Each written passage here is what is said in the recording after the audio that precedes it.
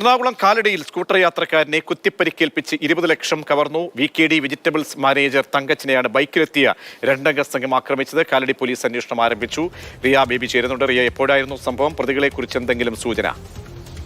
പ്രതീക്ഷ, വൈകുന്നേരമാണ് ഈ സംഭവം നടക്കുന്നത്. പച്ചക്കറി കടയിൽ നിന്ന്, VKD എന്ന പച്ചക്കറി കടയിൽ നിന്ന് ഈ കടയുടെ ഉടമയുടെ വീട്ടിലേക്ക് പണവുമായി പോവുകയായിരുന്നു. ഏതാണ്ട് 20 ലക്ഷത്തോളം രൂപ കൈവശമുണ്ടായിരുന്നു എന്നാണ് പ്രാഥമികമായി മനസ്സിലാക്കാൻ കഴിയുന്നത്. ഈ പോകുന്ന വഴിയിലാണ് സ്കൂട്ടർ യാത്രക്കാരനായ തങ്കച്ചനെ ബൈക്കിലെത്തിയ രണ്ടംഗ സംഘം കത്തി കൊണ്ട് വയറിന് കുത്തി പരിക്കേൽപ്പിച്ച് പണം തട്ടിയെടുത്ത് കടന്നു കളഞ്ഞത്. സ്പ്രേ അടക്കം ഇയാളുടെ കണ്ണിലേക്ക് അടിച്ച് വീഴ്ത്തിയ ശേഷമാണ് ഈ ആക്രമണം നടത്തിയതെന്നാണ് പ്രാഥമികമായി ആളുകൾ പറയുന്നത്. എന്തായാലും വയറിനടക്കം പരിക്കേറ്റ് ഇയാൾ ഇപ്പോൾ ആശുപത്രിയിൽ ചികിത്സയിലാണ്. 20 ലക്ഷത്തോളം രൂപയുണ്ടെന്നാണ് പ്രാഥമികമായി പോലീസ് അടക്കം വ്യക്തമാക്കുകയും ചെയ്യുന്നത്. സ്ഥലത്തെ CCTV ദൃശ്യങ്ങളടക്കം ശേഖരിച്ച് പോലീസ് അന്വേഷണം ആരംഭിച്ചിട്ടുണ്ട്.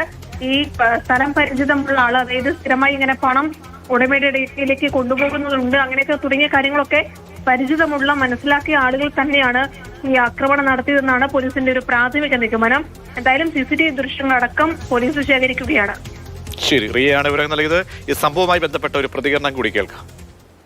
നമ്മുടെ നാട്ടിലേക്ക് ഇങ്ങനെ ഒരു അക്രമം നടക്കുന്ന ഭയങ്കര വിഷമമുള്ളൊരു കേസാണ് ഇതൊക്കെ. ഒരു നാട്ടിലിറങ്ങി നടക്കാൻ പറ്റാത്ത ഒരു അവസ്ഥയിലേക്ക് നാട് എത്തിപ്പെട്ടിരിക്കുകയാണ്.